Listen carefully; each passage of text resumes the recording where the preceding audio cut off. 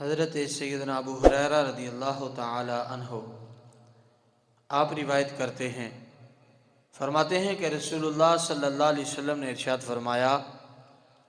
دوزخ کو خواہشات سے گھیر دیا گیا ہے اور جنت کو تکلیفوں سے گھیر دیا گیا ہے۔ یعنی دوزخ خود تو بڑی خطرناک ہے،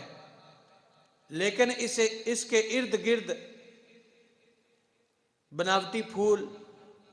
بناوٹی باغات، یعنی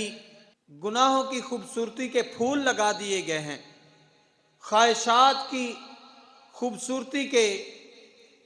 اس کے ارد گرد باغات لگا دیے ہیں، بدکاریوں کے اس کے ارد گرد خوبصورت نقش و نگار بنا دیے گئے ہیں کہ بندہ ان خوبصورتیوں کو دیکھ کے دوزخ کی طرف جاتا ہے، کیونکہ یہ دوزخ میں جانے کا رستہ ہے۔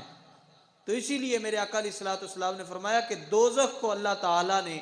خواہشات سے گھیر دیا ہے، یعنی بندہ اپنی خواہشات کے پیچھے بدکاریاں کرتا ہے، اپنی خواہشات کے پیچھے گناہ کرتا ہے، حرام کام کرتا ہے، حرام رزق کماتا ہے، تو اپنی خواہشات کے پیچھے چلتا چلتا بندہ دوزخ میں پہنچ جاتا ہے۔ اور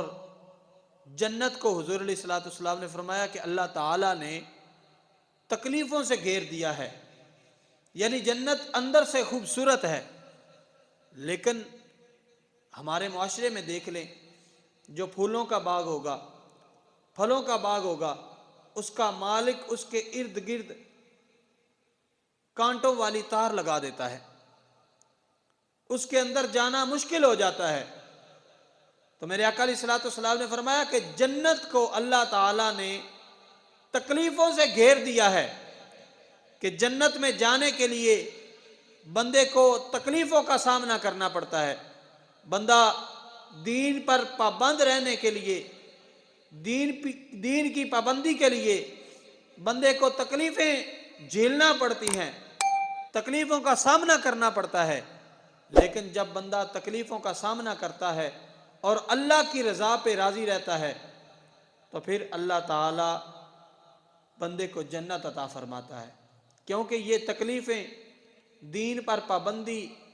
عبادات پر ہمیشگی، عبادات کی پابندی، یہ مشکل ہے، اس میں بندے کو تکلیف ہوتی ہے، لیکن یہ تکلیفوں والا رستہ دراصل جنت کا رستہ ہے۔ جب بندہ اس رستے پہ چلتا ہے تو چلتا چلتا بندہ جنت میں پہنچ جاتا ہے۔